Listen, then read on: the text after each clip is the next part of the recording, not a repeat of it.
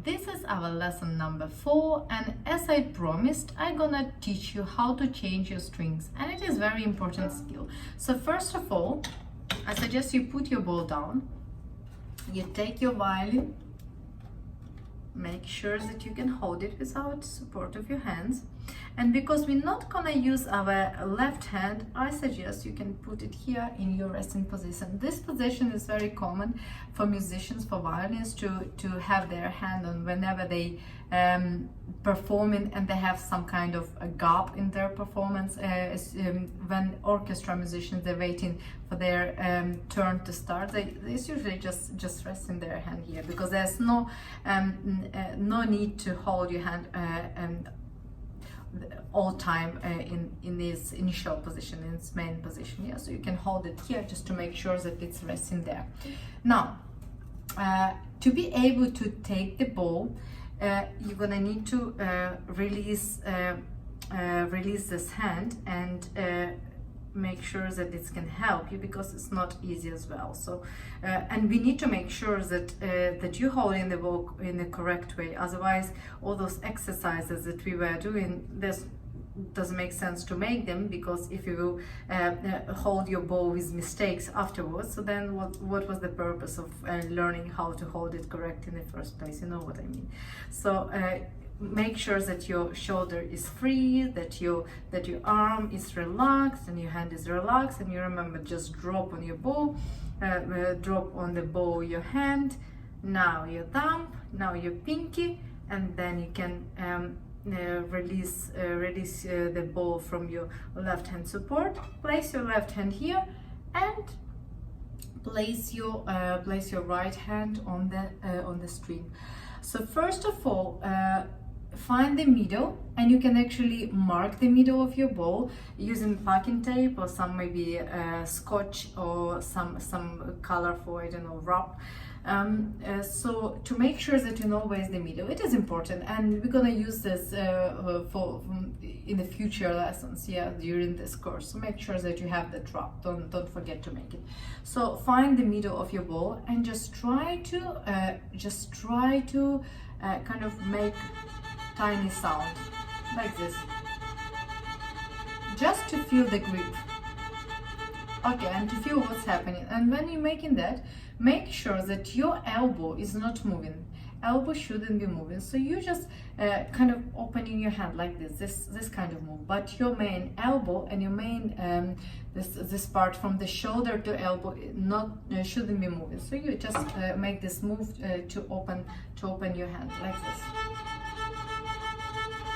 So if you noticed, in this move we're not using our shoulder and our kind of top part of our arm, and this move is very opposite to the one we will use for changing strings. So why I wanted you to start from making this move, because I want you to differentiate them from the very start, from the very beginning. So those are two different moves, and to make sound we will use this move when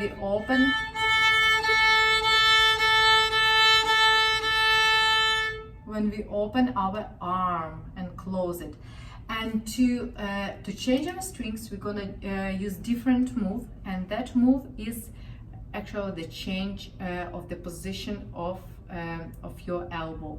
So when you're playing on your A string, your elbow should be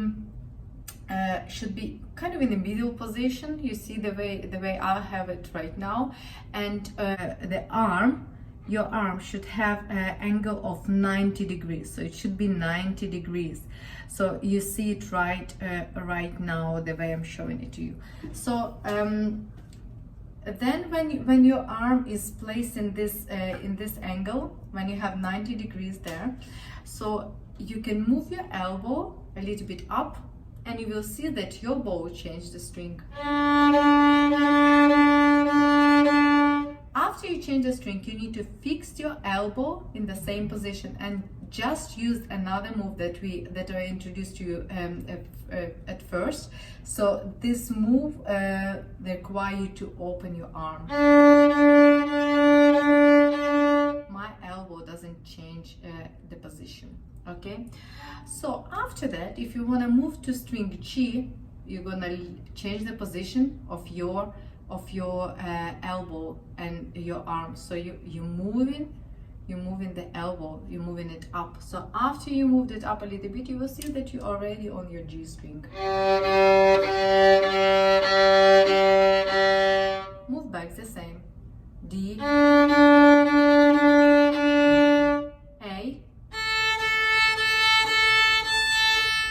and for E, you're gonna drop your elbow very low. Look where my elbow is. It's almost touching my body, but it's not actually. Okay, so that's how we change our strings. So now we're gonna do some exercise. Place your bow in the middle.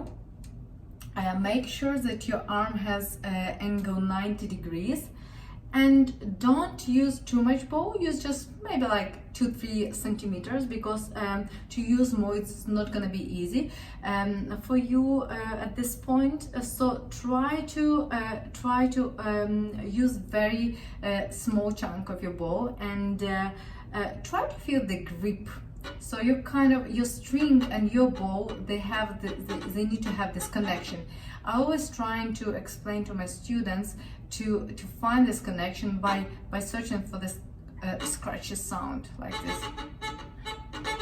Like you're ready to start. Don't be afraid of the scratchy sound. It means that you have very good grip, and that's what we need in the future to create good quality sound. So just open your arm a little bit. Stop. Move your elbow, change the position, move to string D, and the same exercise. Don't try to play and change the position of your elbow.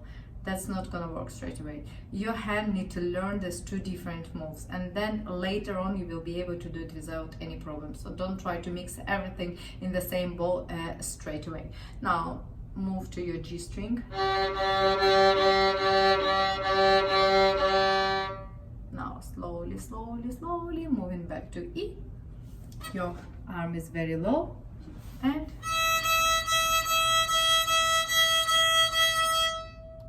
you can hear that my sound is very rich. It's juicy, and it's kind of has meat. It's like when you have meat on your bones. Yeah, so make sure that you try to make the same type of sound.